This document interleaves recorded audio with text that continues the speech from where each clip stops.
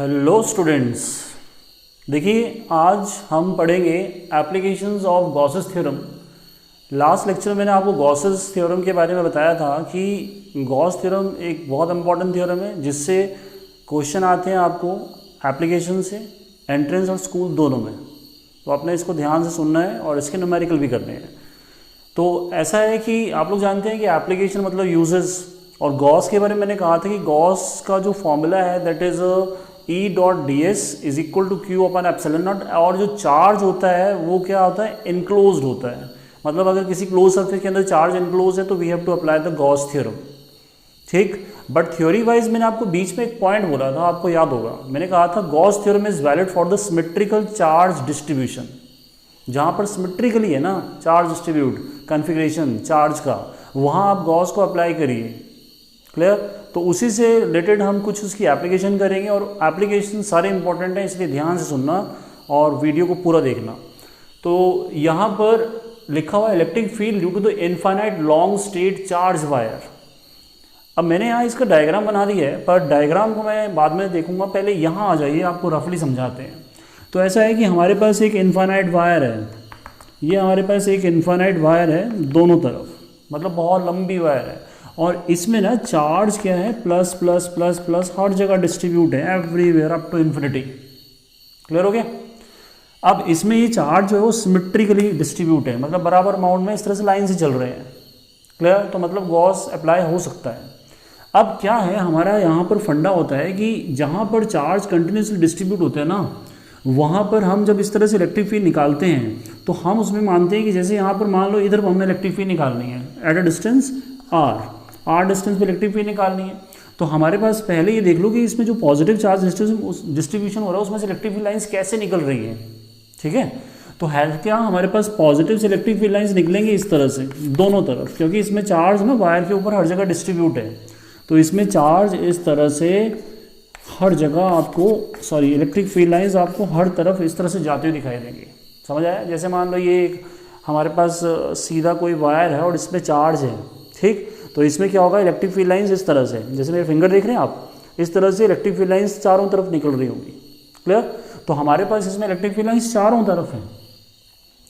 तो इसमें क्या करते हैं हम, इलेक्ट्रिक फील्ड लाइन निकालने के लिए और गॉस को यूज करने के लिए we have to use what, imaginary surface. याद आया? गॉसियन सरफेस का यूज करते हैं हम लोग। तो यहां पर बच्चे जब लाइन चार्ज डिस्ट्रीब्यूशन होगा ना, तो हमारे पास आप क्या करोगे, सिलेंड्रिकल गॉसियन सरफेस बनाएंगे।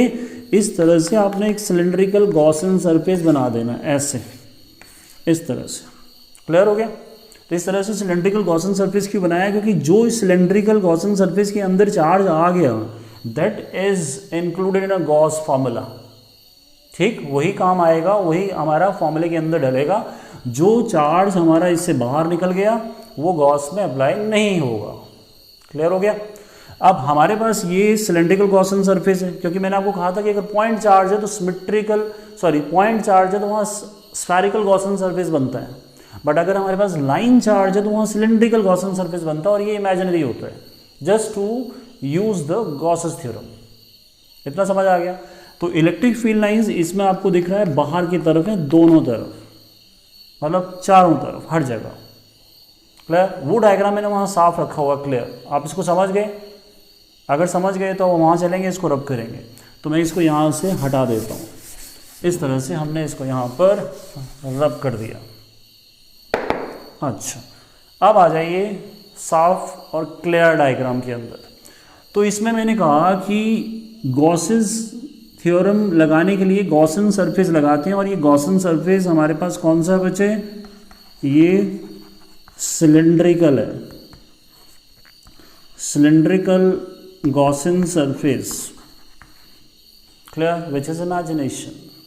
अब हमारे पास यहाँ पर गॉसियन सरफेस के बारे में मैंने एक हिंट दिया था आपको, इसको दिमाग में डाल लो।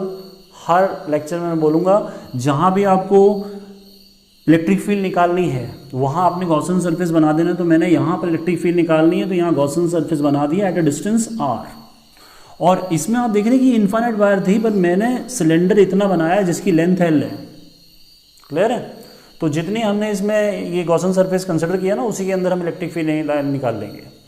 तो हमारे पास यहाँ आप करते क्या है, स्टार्ट करते हैं इसमें इलेक्ट्रिक फील्ड जहाँ निकालनी है वहाँ आप एक ना इमेजिनरी छोटा सा एरिया ले लो, small area in a cylinder. तो यहाँ पर आपका एरिया वेक्टर मान लेते हैं, आपका एरिया वेक्टर DA है, स्मॉल लिया ना। तो इलेक्ट्रिक फील्ड लाइंस कहाँ जा रही थी, अभी दिखाया था मैंने आपको बाहर की तरफ। तो electric field lines are moving outward cylinder में हर जगह, क्योंकि पॉजिटिव इलेक्ट्रिक लाइन निकलती है। अच्छा, अब देखना कि इसको थोड़ा क्लैरिटी लाने के लिए ना मैं क्या करूँगा, यहाँ पर इमेजिनरी सरफेस और बनाऊँगा। ये कौन सा, ये मैंने एरिया और ले लिया, एरिया वेक्टर ले लिया, DA वेक्टर, समझ रहे हैं। तो एरिया वेक्टर एक मैंने यहाँ ऊपर लिया सिलेंडर के अपर पार्ट में जहाँ सर्कल बना हुआ है, एक नीचे ले लेते हैं। इसको मैं थोड़ा सा हटाऊंगा, यहाँ पर जगह बनाएंगे। तो एक हमने क्लोज पार्ट यहाँ ले लिया जिसका एरिया वेक्टर यहाँ नीचे की तरफ है। क्लियर है, ठीक। अब जब आपने ये देखा कि मैंने यहाँ पर 3 एलिमेंट्री एरिया बनाए, तो इसको मैं नंबरिंग दूंगा। भाई आपके लिए नंबरिंग देते हैं, इसको मान लेते हैं this is number 1, this is number 2, this is number 3। तो यहाँ पर 3 एरिया हमने कंसिडर करे, ठीक है, क्योंकि वो आपको अभी दिखाई देगा।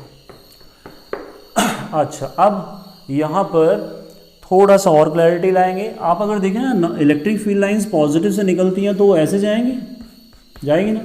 यहाँ पर भी बना लेते हैं, तो पॉजिटिव से इलेक्ट्रिक फील्ड लाइंस इस तरह से जाएंगी। बच्चे चेक करो एक बार। तो मैंने तीनों में, आप ध्यान से देखो, यहाँ पर E और DA के बीच में एंगल कितना है बच्चे, 90। यहाँ कितना है, यहाँ भी 90, और दोनों यहाँ पर पैरेलल है। मतलब फर्स्ट केस में E और DA आर पैरेलल और इन दोनों में परपेंडिकुलर। क्लियर हो गया। अब हमारे पास यहाँ आ जाते हैं टॉपिक के अंदर। तो इसमें थ्योरी में थोड़ा सा मैं एक चीज़ बताना चाहूँगा कि जब हमारे पास इस तरह से चार्ज हर जगह डिस्ट्रीब्यूट होते हैं ना, तो हम इसमें चार्ज क्या लेते हैं, उसमें हम लेते हैं चार्ज डेंसिटी। ये है चार्ज डेंसिटी, क्या आएगी, कौन सी चार्ज डेंसिटी है, ये लीनियर चार्ज डेंसिटी है, जिसको हमने क्या कहा था, लैम्डा, याद है। और लैम्डा क्या होता है, चार्ज पर यूनिट लेंथ होता है। तो लैम्डा की वैल्यू चलिए यहाँ लिख देते हैं, lambda is what, charge per unit length. Check कर लो, लेंथ ये वाली, इसके अंदर जो चार्ज है उसका लीनियर चार्ज डेंसिटी लिख दिया। इसमें से Q निकालेंगे तो लैम्डा L आ जाएगा। इसका यूज़ करेंगे थोड़ी देर बाद, चेक कर लो एक बार। अच्छा, इसमें एक काम करिए कि अगर आपको इसमें दिक्कत आ रही है तो आप आई बटन ऊपर दिख रहा होगा, उसमें एक टॉपिक है कंटिन्यूस चार्ज डिस्ट्रीब्यूशन, जो मैंने पढ़ाया था, उसको क्लिक करिए, उसको देखिए। अगर आपको दिक्कत है, ये आपको पूरा टॉपिक उसके अंदर मिल जाएगा, ठीक। अच्छा, अब यहाँ पर मैं क्या निकालने वाला हूँ, देखिए सॉल्व करने का तरीका मैं यहाँ थोड़ा सा चेंज करूँगा। यहाँ हम ना पहले नेट फ्लक्स निकाल लेंगे, क्योंकि आपको पता है गॉसेस थ्योरम जो है वो फ्लक्स की ही कहानी है।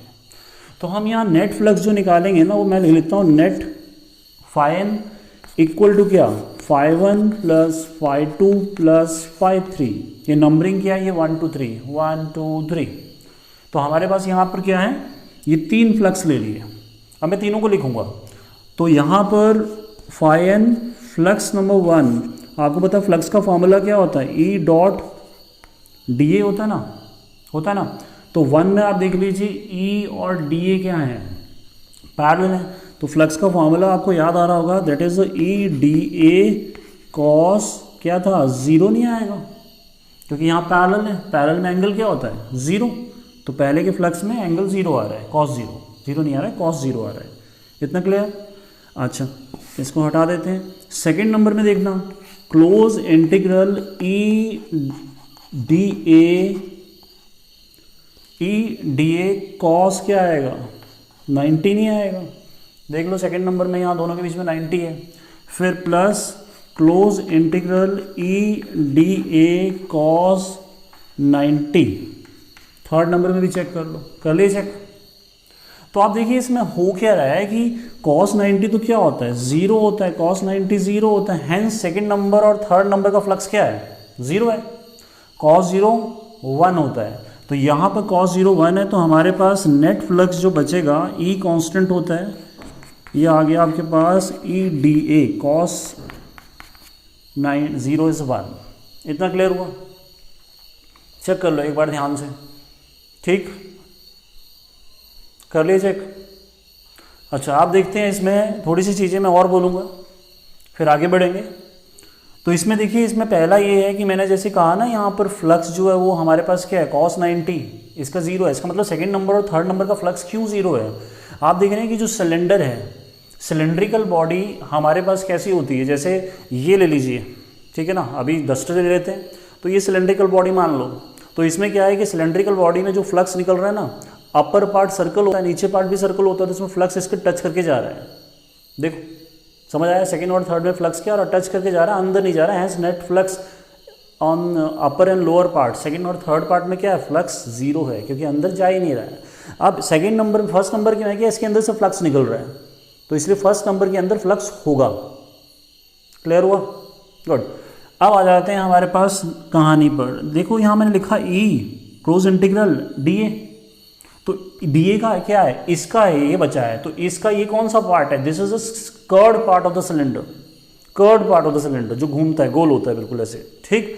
तो curved part of the cylinder को यहीं पर आगे लिख देते हैं, और ई को मैंने बाहर लिखा है क्योंकि आपको ध्यान रखना है, एक पॉइंट याद करो कि जब हम गॉसन सरफेस ड्रॉ करते हैं ना, तो इलेक्ट्रिक फील्ड इन गॉसन सरफेस, उसका मैग्नीट्यूड हर जगह क्या होता है, कांस्टेंट होता है।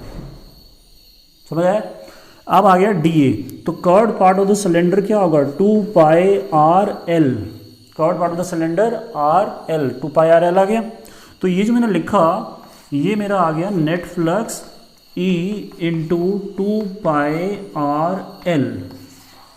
देख लो, चेक कर लो इसको एक बार, समझ आ गया? जब आपको ये समझ आ गया, तो अब इसमें थोड़ा सा क्या करेंगे, हम गॉसेस का यूज करेंगे। कैसे करेंगे देखना। देखिए, हमारे पास जो नेट फ्लक्स आया वो आया कितना, E into 2 pi r L, ठीक। अब हमारे पास गॉस की बात करेंगे क्योंकि उसी की एप्लीकेशन है भाई। तो according to the Gauss's theorem क्या था, net flux is equal to क्या था बच्चों, Q अपॉन एप्सिलॉन नॉट। याद आया फ्लक्स का फॉर्मूला? बीच में क्या था, E डॉट डी एस, वो हमने अभी सॉल्व कर लिया। अब इसमें क्या करेंगे, नेट फ्लक्स आपके सामने पड़ा ऊपर, तो इसको रखेंगे यहाँ पर E into 2 pi r L. Clear? और चार्ज की बात मैंने अभी भी की थी कि भैया हमारे पास lambda is a charge per unit length, और चार्ज क्या होता है, लैम्डा एल होता है। तो इसमें यहाँ पर लैम्डा एल आ जाएगा charge, epsilon not is the permittivity. आप देख रहे हैं एल कट गया, ठीक है ना, मतलब ये लेंथ पे डिपेंड नहीं करने वाला फॉर्मूला। क्लियर हो गया? अब लास्ट आंसर कि बचा क्या, यहाँ लैम्डा है, ये 2 पाई आर है, तो 2 pi epsilon naught r is the electric field due to the infinite wire. सुना? Electric field due to the infinite wire, answer क्या है, lambda upon 2 pi epsilon naught r. Clear? एक line बोलूंगा फिर आगे बढ़ूंगा। भाई ये लैम्डा लिखा है, तो lambda will represent the positive charge, और पॉजिटिव चार्ज से electric field lines are moving radially outward. अगर यहाँ नेगेटिव यूज करते हैं, लैम्डा मतलब चार्ज नेगेटिव है, तो लैम्डा क्या होगा, हमारे पास नेगेटिव आएगा, और इलेक्ट्रिक फील्ड क्या हो जाएगी, रेडियली इनवर्ड हो जाएगी। ठीक, थोड़ा सा और देखिए कॉन्सेप्ट। इसमें हमारे पास लास्ट पॉइंट क्या है, electric field is inversely proportional to the r. तो पॉइंट ये बना कि जैसे जैसे डिस्टेंस बढ़ता जाएगा, इलेक्ट्रिक फील्ड से दूर जाओगे तो हमारे पास जितना लाइन से जितना दूर जाओगे उतनी इलेक्ट्रिक फील्ड हमारे पास कम होती जाएगी। और इसको अगर आप ग्राफिकली बनाना चाहते हैं तो बना लो। ई और आर का ग्राफ कैसे बनेगा, this is a rectangular hyperbola, मतलब इलेक्ट्रिक फील्ड डिस्टेंस के साथ कम होती जाएगी। ये हमारा आर्टिकल है। अब इसमें कुछ न्यूमेरिकल करते हैं। देखिए इसमें न्यूमेरिकल है, a long non conducting wire of a length 2.2 metre carry a negative charge आपके सामने दिया है, पढ़ लो इसको। Spread uniformly, what is the magnitude of the electric field at a distance 3.6 mm millimetre from the wire. आपको पता है कि इस तरह से वायर है जिसमें नेगेटिव चार्ज है और उसके अराउंड क्या बनेगा, आपको पता है सिलेंड्रिकल गॉसन सरफेस बन जाएगा। ठीक है, मैं रफली बना रहा हूँ।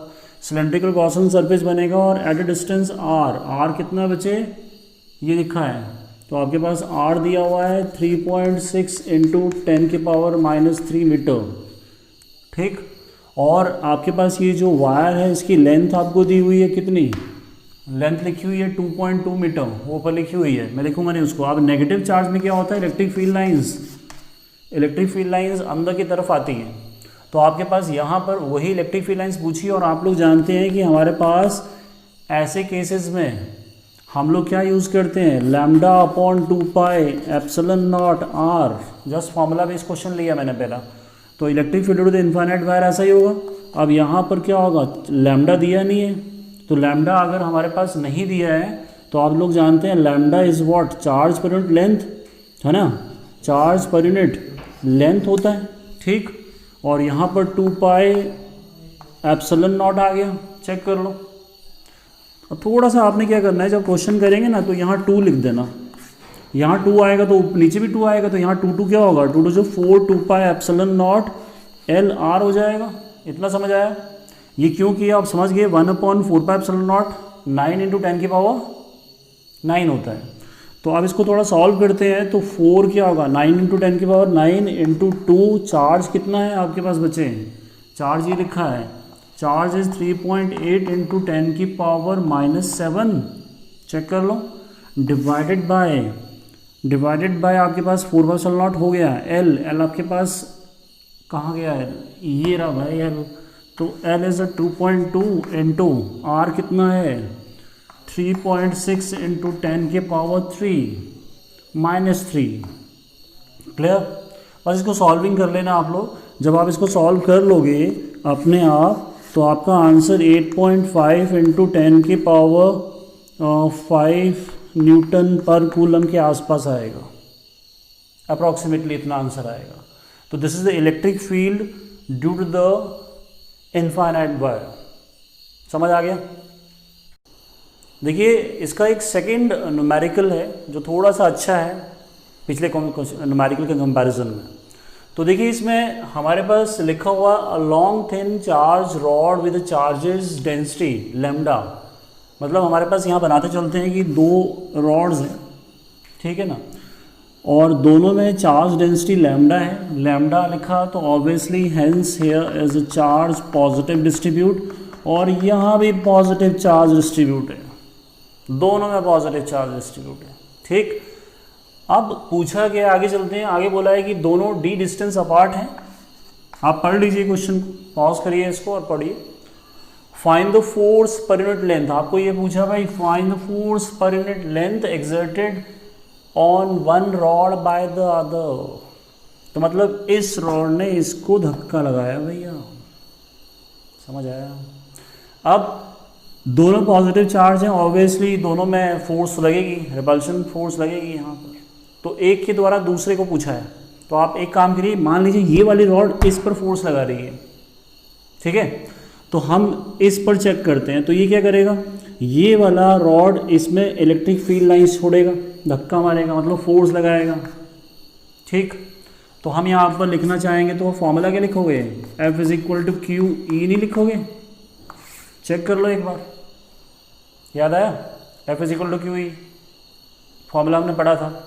अब यहाँ पर आगे थोड़ा बढ़ें तो आपके पास इलेक्ट्रिक फील्ड किसकी है, ये पॉजिटिव चार्ज अपनी इलेक्ट्रिक फील्ड लाइन छोड़ रहा है उधर को, ठीक है ना।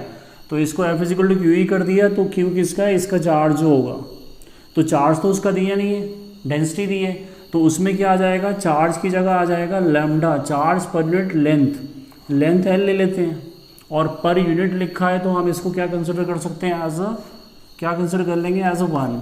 तो मतलब चार्ज यहाँ पर लैम्डा है, क्लियर हो गया। और E कौन सा, इनफाइनाइट वायर है भैया, जो आर्टिकल आज पढ़ा उसी से रिलेटेड न्यूमेरिकल, एक अच्छा न्यूमेरिकल है जो आपको एंट्रेंस एग्जाम में पूछते हैं, तो ध्यान से देखो इसको। तो ये फॉर्मूला क्या था, lambda upon 2 pi epsilon naught r नहीं था, बट यहाँ आर क्या है, डी है, तो हम यहाँ डी लिख देंगे, ठीक। तो एक छोटा सा बट अच्छा क्वेश्चन।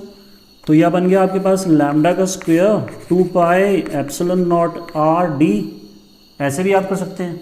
इसको थोड़ा सा सॉल्व कर लें तो 2 ऊपर और 2 नीचे लगा दो, यहाँ लिखते हैं F = 2, आपके पास आ जाएगा lambda square upon 4 pi epsilon not D लिख लो, या फिर 2, ये 4 पाई एप्सिलॉन नॉट क्या होता है, K नहीं होता, तो this is a force exerted by the one rod on the another. Clear हुआ? आज के लिए इतना ही। तो हमने आज electric field to the infinite wire की थ्योरी और न्यूमेरिकल पढ़े। होप आपको अच्छा लगा होगा, पसंद आया होगा। तो लाइक और सब्सक्राइब करिए, शेयर करिए और मौजा करिए।